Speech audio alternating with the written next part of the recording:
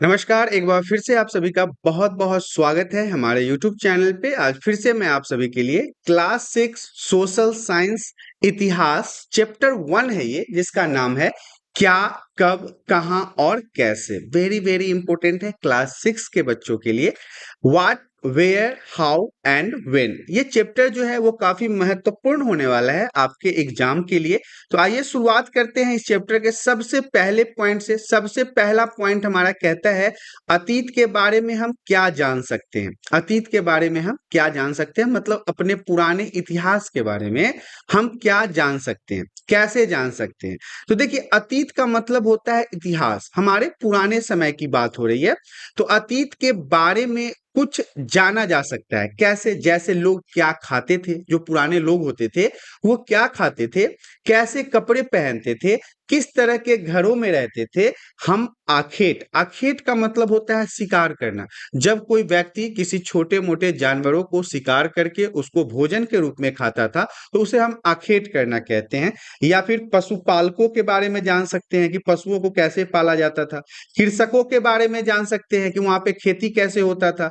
शासकों, व्यापारियों, पुरोहितों, शिल्पकारों, कलाकारों, संगीतकारों या फिर मनोवैज्ञानिक के जीवन के बारे में जानकारियां हासिल कर सकते हैं। तो ये है हमारा कि हम अतीत के बारे में क्या जान सकते हैं, अतीत के बारे में किन व्यक्तियों के बारे में जान सकते हैं, कैसे जान सकते हैं और ये क्या करते थे अपने अतीत में, हमारे इतिहास में।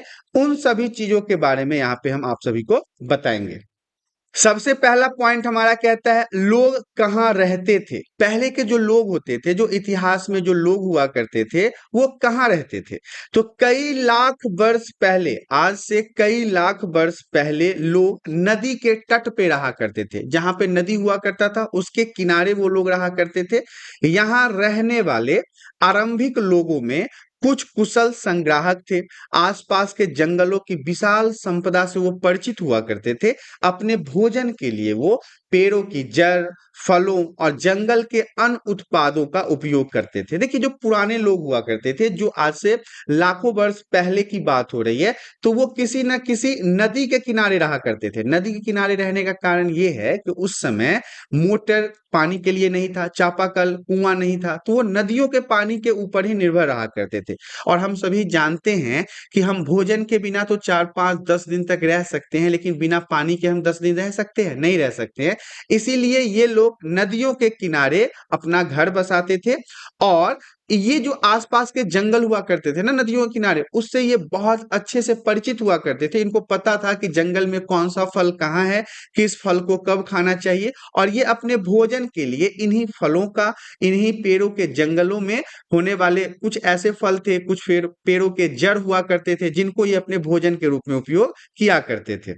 पॉइंट हमारा कहता है भारतीय उपमहाद्वीप में प्रागैतिहासिक काल के लोग निम्नलिखित स्थानों पर रहा करते थे। जिन लोगों के बारे में मैंने आपको बताया है कि आज से लाखों वर्ष पहले, हजारों वर्ष पहले के लोग जो रहते थे वो कहाँ रहते थे, तो वो नर्मदा नदी के तट पे रहा करते थे। नर्मदा एक प्रकार का नदी है, जैसे हमारे भारत में गंगा नदी है वैसे ही नर्मदा नदी है, इनके किनारे ये लोग रहा करते थे। दूसरा है उत्तर पश्चिम में स्थित सुलेमान और किरथर पहाड़ियों पे रहा करते थे। उत्तर पश्चिम में पहाड़ी है जिसका नाम है सुलेमान और किरथर, ये इन पहाड़ियों के ऊपर भी रहा करते थे। तीसरा पॉइंट है पूर्वोत्तर की गारो पहाड़ी पर, मध्य भारत की विंध्य पहाड़ियों पर भी रहा करते थे। पूर्वोत्तर के साइड गारो पहाड़ी के ऊपर ये रहा करते थे, मध्य भारत के विंध्य पहाड़ी पे रहा करते थे। चौथा पॉइंट हमारा है सिंधु और उसकी सहायक नदियों के पास भी ये रहा करते थे। मैंने आपको पहले ही बताया है ये लोग नदी के किनारे ज्यादा रहा करते थे पानी के लिए, तो ये सिंधु और उसके सहायक नदियों के आसपास भी रहा करते थे। पांचवा पॉइंट है वो कहता है गंगा और सोन नदियों के किनारे। गंगा के किनारे भी लोग रहा करते थे, सोन नदी के किनारे भी रहा करते थे। तो यदि आपसे प्रश्न पूछा जाए कि भारत में रहने वाले लोग पहले के जो थे, जो लाखों वर्ष पहले रहते थे, वो कहाँ पे रहते थे, तो वो आप इन पॉइंट्सों को बताएंगे कि उस समय ये लोग इन नदियों, पहाड़ों के ऊपर रहा करते थे। नेक्स्ट पॉइंट हमारा कहता है आज लोग यात्रा क्यों करते हैं? यात्रा कहने का मतलब है एक जगह से दूसरे जगह पर घूमने जाना। इसके कई सारे कारण हो सकते हैं। कई सारे कारण कहने का मतलब है पहले के लोग ना यात्रा किया करते थे, आज के लोग भी यात्रा करते हैं। देखिए, जब आपको एक ही काम करते करते मन उबने लगता है या फिर आप डेली एक ही प्रकार के काम करते हो तो आपको ना रेस्ट चाहिए होता है, और इसी रेस्ट को प्राप्त करने के लिए लोग एक जगह से दूसरे जगह यात्रा किया करते थे। देखिए, पहाड़ियों, पर्वत, समुद्र, इस महाद्वीप की प्राकृतिक सीमा का निर्माण करते थे। क्या होता था कि यात्रा के दौरान ही तो कई सारे देशों का भी खोज हुआ। कुछ यात्री भारत आए तो भारत का खोज हुआ, कुछ यात्री अमेरिका के साइड गए तो अमेरिका का खोज हुआ।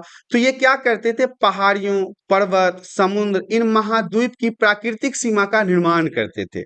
हालांकि लोग इन सीमाओं को पार करना आसान नहीं था। मतलब इन लोगों के लिए इन सीमाओं को, इन जगहों को एक जगह से दूसरी जगह तक जाने के लिए पार करना आसान नहीं हुआ करता था।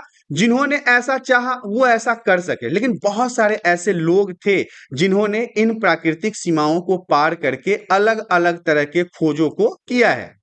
वे पर्वत की ऊंचाई को छू सके, गहरे समुद्रों को पार कर सके, उपमहाद्वीप के बाहर भी कुछ लोग आए और यहाँ पे बस गए। देखिए, अलग अलग जगहों पर जाके ये लोग नए नए जगहों को खोज करते रहे, और जो नया जगह इन्हें पसंद आने लगा वो उन जगहों पे जाके बस गए, वहीं पे रहना शुरू हो गए, वहीं पे खेती करना शुरू हो गए, वहीं पे घर बना लिया।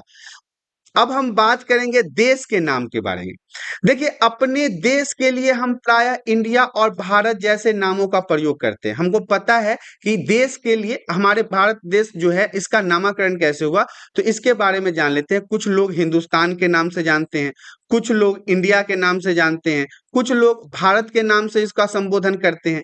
इंडिया शब्द जो है वो इंडस से निकला है। याद रखिएगा, इंडिया शब्द जो है वो इंडस से निकला है, जिसे संस्कृत में सिंधु कहा जाता है। क्योंकि आपको पता है कि आज से कई हजार साल पहले लोग सिंधु नदी के किनारे भी रहा करते थे, जिसे हम सिंधु घाटी सभ्यता के नाम से जानते हैं। ये आगे की क्लास में आपको पढ़ना है, लेकिन आपको यहाँ पे देखना है कि इंडिया शब्द की उत्पत्ति जो है वो इंडस से हुआ है, जिसका संस्कृत में अगर आप मतलब देखें तो उसका मतलब होता है सिंधु। नेक्स्ट पॉइंट हमारा कहता है अतीत के बारे में कैसे जानें। तो अतीत की जानकारी हम कई तरह से प्राप्त कर सकते हैं। अतीत की जानकारी मतलब अपने इतिहास की जानकारी हम कई प्रकार से प्राप्त कर सकते हैं। इसमें से एक तरीका अतीत में लिखी गई पुस्तकों को ढूंढना और पढ़ना होता है। देखिए, अतीत के बारे में जानकारी कहने का मतलब है अपने इतिहास के बारे में किसी भी प्रकार के जानकारी को प्राप्त करने का सबसे आसान तरीका है कि हम अपने इतिहास के इतिहासकारों के द्वारा जो पुस्तकें लिखी गई है उसको पढ़ें। ये पुस्तकें हाथ से लिखी होने के कारण पांडुलिपि कहा जाता है। देखिए, इन पुस्तकों को हाथ से लिखा गया है क्योंकि जिस समय ये पुस्तक लिखा गया उस समय इतना ज्यादा टेक्नोलॉजी नहीं था, इतनी ज्यादा मतलब कि लोग अपडेटेड नहीं थे, इसे हाथ से लिखा जाता था, इसीलिए इसे हम पांडुलिपि कहते हैं। अंग्रेजी में पांडुलिपि के लिए प्रयुक्त होने वाले म्यूनिस्क्रिप्ट मतलब जिसका लैटिन शब्द मेनू है, जिसका अर्थ हाथ से निकाला गया। मतलब यहाँ पे आपको जितने ज्यादा शब्दों को पढ़ना है ना, वो ज्यादातर चीजें ना लैटिन भाषा से ही आई है। तो लैटिन भाषा आप याद रखिएगा, जैसे कि हमारे पांडुलिपि को इंग्लिश में मेव स्क्रिप्ट कहते हैं, और मेनू का मतलब होता है हाथ से निकाला हुआ। ये पांडुलिपियां जो है वो प्रायः तार पत्रों अथवा हिमालय क्षेत्र में उगने वाले भूर्ज नामक पेड़ की छाल से विशेष तरीकों से भोजपत्र पर बनाया जाता था। क्योंकि पहले तो पेपर था नहीं, कागज था नहीं, तो ये चीजें जो है ना वो पत्तों पे लिखते थे, और पत्ते कोई खास किस्म के होते थे, जिसमें हम आपको तारपत्र का नाम बता चुके हैं, और हिमालय के क्षेत्र में उगने वाले भुर्ज नामक पेड़ की छाल पे ये लोग लिखा करते थे अपने अतीत के बारे में। तो इन सभी चीजों को पढ़ के भी हम अपने इतिहास के बारे में जानकारियां हासिल कर सकते हैं। पॉइंट हमारा कहता है तार पत्रों से बनी पांडुलिपि की एक पृष्ठ। अब देखिए, तार पत्र जिसपे ये लोग लिखा करते थे इतिहास के बारे में, इसके बारे में जान लीजिए। यह पांडुलिपि लगभग 1000 वर्ष पहले लिखी गई थी। आज से 1000 साल पहले ये चीजें इतिहास के बारे में लिखी गई थी।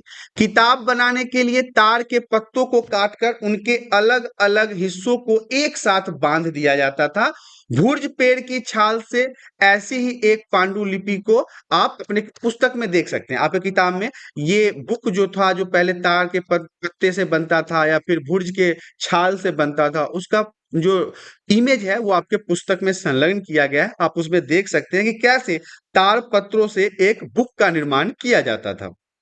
नेक्स्ट पॉइंट हमारा कहता है अतीत एक या अनेक। क्या तुमने इस पुस्तक के शीर्षक हमारे अतीत पर ध्यान दिया? यहाँ अतीत शब्द का प्रयोग बहुवचन के रूप में किया गया है।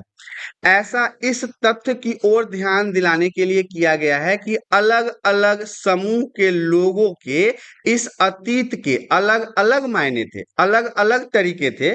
उदाहरण के लिए पशुपालकों, पशु को जो पालते थे, जो गाय भैंस या फिर अन्य प्रकार के जानवरों को पालते थे, उन्हें हम पशुपालक कहते हैं। कृषक कहने का मतलब है जो खेती किया करते थे, जो किसान हुआ करते थे। राजाओं और रानियों के जीवन तथा व्यापारियों के जीवन शिल्पकार के जीवन से बहुत भिन्न था। एक बात याद रखिएगा कि हम आपको यहाँ पे बताएंगे अतीत शब्द का प्रयोग जो है वो बहुवचन के रूप में किया गया है। मतलब अतीत कहने का मतलब है इसके अंदर कई सारे टॉपिक्स आ सकते हैं। उदाहरण के लिए पशुपालक आ सकता है, कृषक आ सकता है, राजा एवं रानियां आ सकती है, व्यापारी आ सकता है, शिल्पकार आ सकता है। सभी के बारे में जो पुराने समय में पढ़ना है वो सभी तो हमारा अतीत ही कहलाएगा। जैसा कि हम देखते हैं कि उस समय भी देश के अलग अलग हिस्सों में लोग अलग अलग व्यवहार और रीति रिवाजों का पालन करते थे। आज आप देख रहे हैं कि भारत देश में विविधताओं भरा देश कहा जाता है भारत को। भारत के अंदर विविधताएं हैं। तो आप विविधता से क्या समझते हैं कि एक ही राज्य, देश और समाज के अंदर अलग अलग भाषा बोली जाती है, अलग अलग संस्कृतियों को माना जाता है, अलग अलग तरह के लोग भोजन करते हैं। तो यही तो विविधता है। तो ये आज ही नहीं, पहले के समय भी होता था। पहले के लोग भी अलग अलग व्यवहार, अलग अलग रीति रिवाज का पालन किया करते थे। अब हम बात करेंगे तिथियों का मतलब जो डेट होते हैं, जिन डेट के हिसाब से हम चीजों को याद रखते हैं, इसका मतलब क्या होता है, इसका अर्थ क्या होता है। तो देखिए, वर्ष की इस गणना ईसाई धर्म प्रवर्तक ईसा मसीह के जन्म की तिथि से की जाती है। आपने ईसा मसीह का नाम जरूर सुना होगा। ईसा मसीह के जन्म के समय से हम तिथि अर्थात डेट्स का गणना करते हैं। जैसे आपका जन्मदिन कब है, इस डेट को याद रखने के लिए आप एक खास तारीख याद रखते हो ना। तो इसकी शुरुआत कब हुई थी? ईसा मसीह के जन्म से। अतः 2000 वर्ष कहने का तात्पर्य है ईसा मसीह के जन्म के 2000 वर्ष के बाद से। मतलब 2000 वर्ष अगर आपसे इस इतिहास में अगर बोला जाता है, इसका क्या मतलब है? ईसा मसीह के जन्म लेने के 2000 वर्ष बाद अगर 2000 ईस्वी पूर्व कहा जाता है, इसका मतलब है ईसा मसीह के जन्म लेने से 2000 वर्ष पहले। इन चीजों को याद रखिएगा। अब हम बाएं ओर की बात करेंगे। एक प्राचीन नगर से प्राप्त पात्र, इस तरह का पात्रों का प्रयोग 4700 वर्ष पूर्व होता था। अब यहाँ पे देखिए 4700 वर्ष पूर्व कहने का क्या मतलब है? आज से 4700 मतलब 4700 ईयर्स पहले की बात है। ये तो बाएं तरफ की बात है। अब हम दाएं तरफ की बात कर लेते हैं। एक पुराना चांदी का सिक्का, इस तरह के सिक्कों का प्रयोग लगभग 2500 वर्ष पूर्व होता था। 2500 ईयर्स पहले इस तरह के सिक्कों का उपयोग किया जाता था। बात करेंगे यात्रा के बारे में कि यात्रा क्या होता है। जब एक व्यक्ति एक स्थान से दूसरे स्थान पर जाते हैं, एक स्थान से दूसरे स्थान पर जब व्यक्ति कोई जाता है तो उसे हम क्या कहते हैं? यात्रा कहते हैं। जैसे एग्जाम्पल के लिए मैं अभी दिल्ली में रहता हूं और मैं अभी बिहार जाऊं तो ये क्या होगा? एक प्रकार का यात्रा होगा ना, क्योंकि हम एक स्थान से दूसरे स्थान तक जा रहे हैं। जैसे कि यात्रा विमान से भी हो सकता है, मतलब फ्लाइट से हो सकता है, बस से हो सकता है, किसी और वाहन से हो सकता है, नाव के माध्यम से हो सकता है, जहाज के माध्यम से हो सकता है, या फिर अन्य साधन साइकिल रिक्शा से भी हो सकता है। सामान के साथ या सामान के बिना भी हो सकता है। आप किसी भी प्रकार के बैग और लगेज लेके भी जा सकते हैं और नहीं भी ले जा सकते हैं। अगर आप एक स्थान से दूसरे स्थान तक जाते हैं तो ये हमारा यात्रा कहलाता है। नेक्स्ट पॉइंट हमारा कहता है पांडुलिपि क्या है। तो पांडुलिपि के बारे में समझ लीजिए। एक तरीका है जो अतीत में लिखी गई पुस्तकों को ढूंढना और पढ़ना होता है। ये जो पांडुलिपि होता है, इसमें जो भी किताबें लिखी जाती है, जो भी पुस्तकें लिखी जाती है, जो भी लेख लिखा जाता है, ये हाथ से लिखी होने के कारण इसे हम क्या कहते हैं? पांडुलिपि कहते हैं। अगर आपसे प्रश्न पूछा जाता है कि पांडुलिपि क्या है तो आप बताएंगे पुरानी पुस्तकें जो अतीत में लिखी गई है हाथों के माध्यम से, ऐसे पुस्तकों को हम पांडुलिपि कहते हैं। नेक्स्ट पॉइंट हमारा कहता है अभिलेख क्या होता है। हम अभिलेख का भी अध्ययन कर सकते हैं। ऐसे लेख पत्थर अथवा धातु जैसे अपेक्षाकृत कठोर सतहों पर उत्कीर्ण किए जाते हैं। अब देखिए अभिलेख क्या होता है। अभिलेख पेपर पे नहीं लिखा जाता है, ये पत्थरों पे लिखा जाता है, तांबे के धातु पे लिखा जाता है, लोहे के ऊपर लिखा जाता है, सोने के ऊपर लिखा जाता है। तो ये चीजें जो है वो अभिलेख कहलाता है। कभी कभी शासक अर्थात जो राजा हुआ करते थे वो अन्य लोगों को अपने आदेशों को इस तरह के उत्कीर्ण करवाते थे। जो आदेश ऑर्डर जो राजा के द्वारा दिया जाता था वो इसी प्रकार के पत्थरों पे या तांबे पे या सोने पे या चांदी पे लिखवा दिया जाता था, ताकि लोग उसे देख सकें और पढ़ सकें और उसका पालन कर सके। पहले तो हमारे भारत के अंदर कॉन्स्टिट्यूशन नहीं था ना, संविधान नहीं था ना, तो लोग ऐसे ही चीजों के ऊपर अपने बातों को लिखवा देते थे और उनकी प्रजा जो हुआ करती थी वो उन चीजों को पढ़कर उसको पालन करती थी, फॉलो करती थी। नेक्स्ट पॉइंट हमारा है पुरातत्व किसे कहते हैं। तो जैसे कि पुरानी चीजों को छानबीन करते हैं और ईंट से बनी इमारतों के अवशेषों को देखते हैं, चित्रों को देखते हैं, मूर्तियों को देखते हैं, इन सभी चीजों का अध्ययन करते हैं। पुरातत्व का मतलब होता है पुरानी खोजी गई चीजों का अध्ययन करना। जैसे कि खुदाई के दौरान बहुत सारे सभ्यता के अंदर से वहां से ईंट प्राप्त हुआ, बहुत जगह से चित्रों की प्राप्ति की गई, मूर्तियां प्राप्त हुई, तो इन सभी चीजों के बारे में अध्ययन करना, जानकारी प्राप्त करना पुरातत्व कहलाता है। जैसे औजार हो गया, हथियार हो गया, बर्तन हो गया, आभूषण हो गया, और सिक्कों की प्राप्ति के लिए छानबीन या खुदाई भी करते हैं।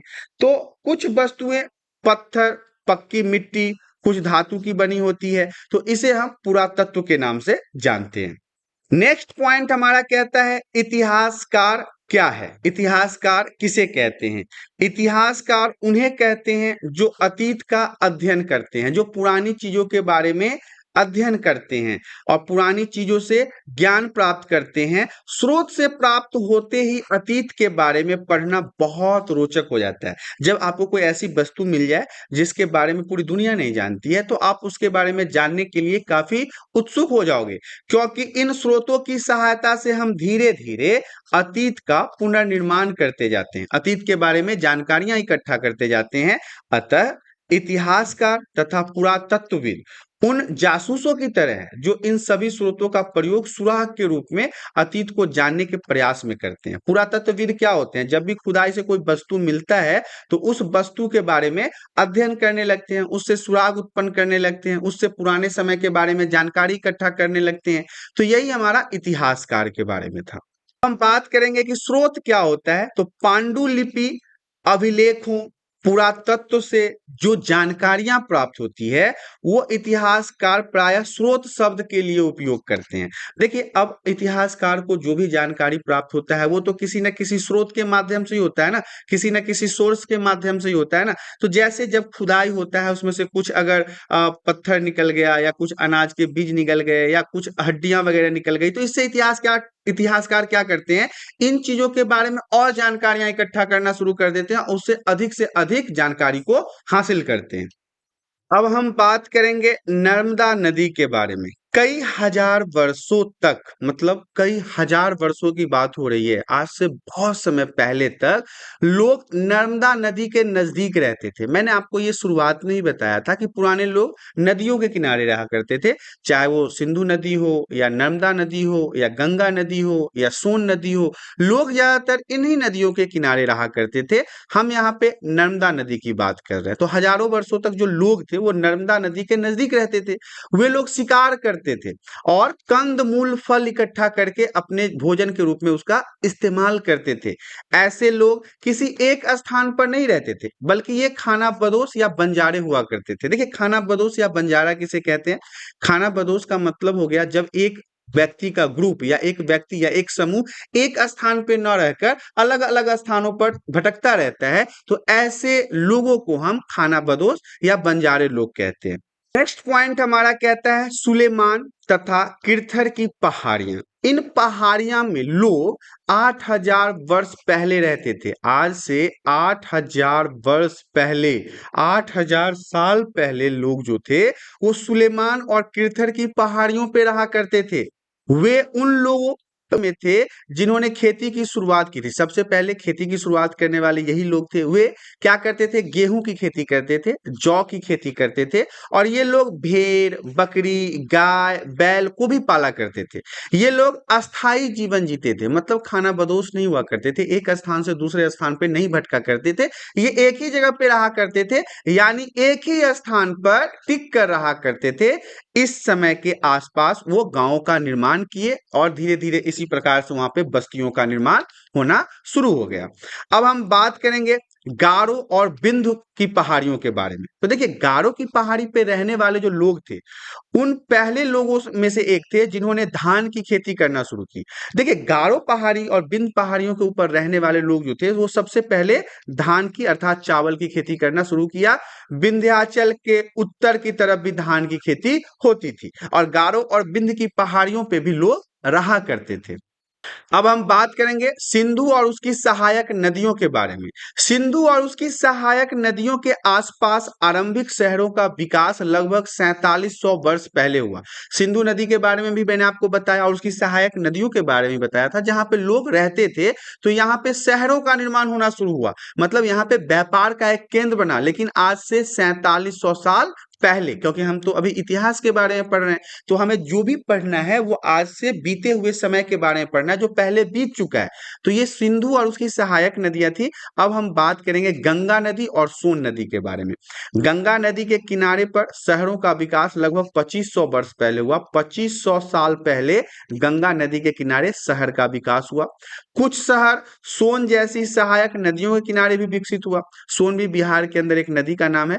और कुछ शहरों का विकास समुद्री तटों पे हुआ, जहां पे समुद्र था उसके किनारे भी कुछ शहरों का विकास होना शुरू हो चुका था। हम बात करेंगे इतिहास के महत्व के बारे में। तो इतिहास हमें बीते हुए कल के राजाओं, साम्राज्यों और समाज के बारे में बताता है। इतिहास पढ़ने का मुख्य कारण क्या है? कि हमें अपने से पुराने समय के बारे में ये बताता है। पुराने समय में कैसे राजा हुआ करते थे, कैसे वहां पे वो शासन करते थे, कैसे वहां पे समाज था, समाज के लोग क्या करते थे, किस किस तरह की खेती करते थे, कौन कौन से जानवरों को पालते थे। तो ये सारी चीजें हमें इतिहास से ही पता चलता है। नंबर 2 है, वो कहता है इतिहास से हमें यह भी पता चलता है कि भूतकाल में लोग कैसे रहते थे। भूतकाल का मतलब यहाँ पे भूत ऊत मत समझ लीजिएगा। भूतकाल का मतलब होता है पास्ट, मतलब पहले के समय में लोग कैसे रहा करते थे, क्या खाते थे, क्या पहनते थे। ये सारी चीजें हमें इतिहास के माध्यम से ही पता चलता है। नंबर 3 पॉइंट हमारा कहता है इतिहास हमें उन लोगों के पेशे के बारे में बतलाता है। पेशे कहने का मतलब है वो किस प्रकार के काम को करते थे, किस प्रकार के व्यापार को करते थे, किस प्रकार के बिजनेस को करते थे, किस प्रकार के पशुओं को पालते थे। इन सभी चीजों के बारे में भी हमें इतिहास से पता चलता है। और पॉइंट है इतिहास से हमें अपने पूर्वजों की महान उपलब्धियों के बारे में पता चलता है। हिस्ट्री के माध्यम से ही हमें यह पता चलता है कि हमारे जो पहले के लोग थे, जो हमारे पूर्वज थे, वो किस प्रकार के कामों को करते थे, कैसे जीवन चलाते थे, कैसे खेती करते थे, उनकी कौन कौन सी उपलब्धियां हैं जो उन्होंने हासिल किया था। ये सारी चीजें हमें इतिहास से ही पता चलता है।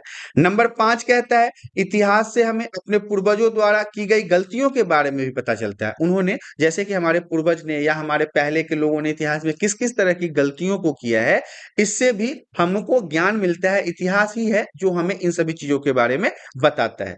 इसके अलावा इतिहास से हमें यह भी पता चलता है कि किस खास काल के बच्चे किस तरह के खेल खेला करते थे। आज बहुत सारे खेल हैं जो बच्चे खेलते हैं, जिसमें सबसे फेमस है वो है क्रिकेट।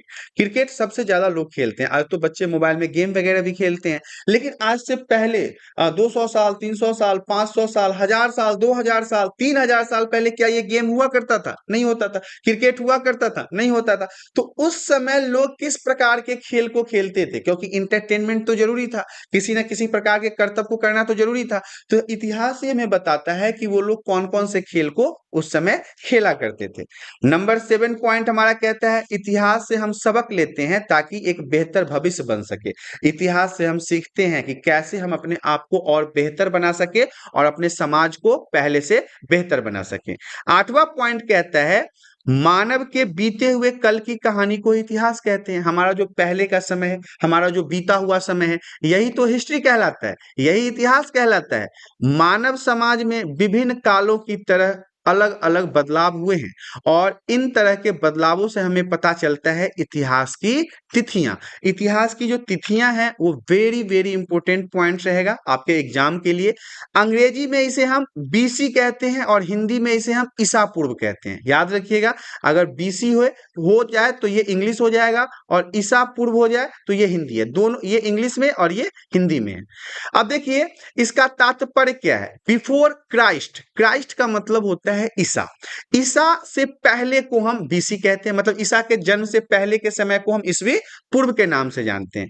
कभी कभी तुम तिथियों से पहले एडी देखा होगा, एडी भी लगा होता है, हिंदी में इसे हम ई कहते हैं। अब ये क्या होता है, एनो डोमिनी नामक दो लैटिन शब्द से मिलकर बना हुआ है। इसका तात्पर्य ईसा मसीह के जन्म से जानते हैं। कभी कभी एडी की जगह पर सीई या बीसी की जगह पर बीसीई का भी प्रयोग होता है, तो आप यहाँ पे कंफ्यूज नहीं होइएगा। एडी होगा या सीई होगा या बीसी होगा या फिर बीसीई होगा। इन सब सीई अक्षर का प्रयोग कॉमन इरा तथा बीसीई का बिफोर कॉमन इरा के लिए होता है। ये पॉइंट जो, ये लाइन जो है वो 1 नंबर के लिए वेरी वेरी इंपॉर्टेंट रहेगा। सीई का मतलब क्या होता है, कॉमन इरा, और बीसीई का मतलब क्या होता है, बिफोर कॉमन इरा। इन शब्दों का प्रयोग इसलिए करते हैं क्योंकि विश्व में अधिकांश देश जो है, विश्व में कुल देशों की अगर संख्या आपसे पूछा जाए तो 193 कंट्रीज हैं। ऐसे तो 195 कंट्रीज है, लेकिन 193 कंट्रीज अभी विकास और लोगों के नजर में है, जिसको एक देश का दर्जा मिला हुआ है। तो इस कैलेंडर का प्रयोग समान हो गया है। अधिकांश जो विश्व के देश हैं वो इसी तरह के कैलेंडर का प्रयोग करते हैं।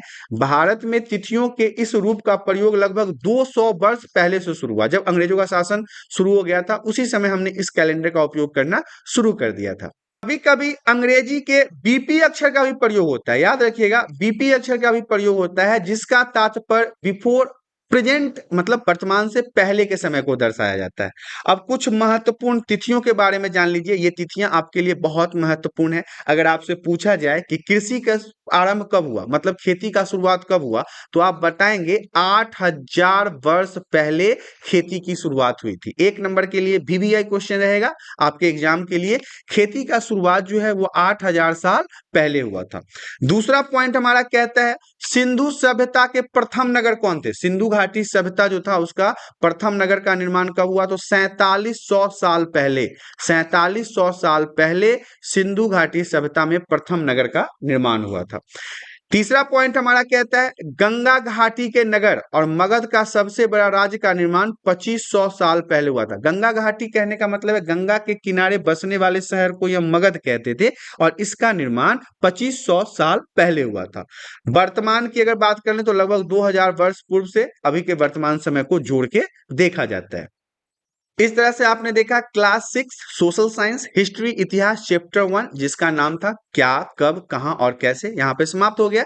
इसे इंग्लिश में what, where, how and when कहते हैं। वेरी वेरी इंपॉर्टेंट चैप्टर था आपके एग्जाम के लिए। तो आशा करता हूं वीडियो में दी गई जानकारी आप सभी को पसंद आया होगा। जानकारी पसंद आया तो वीडियो को लाइक और चैनल पे पहली बार आए तो चैनल को सब्सक्राइब करें ताकि इसी प्रकार के एजुकेशनल वीडियो आपको हमेशा प्राप्त होता रहे। आज के लिए इतना ही, धन्यवाद।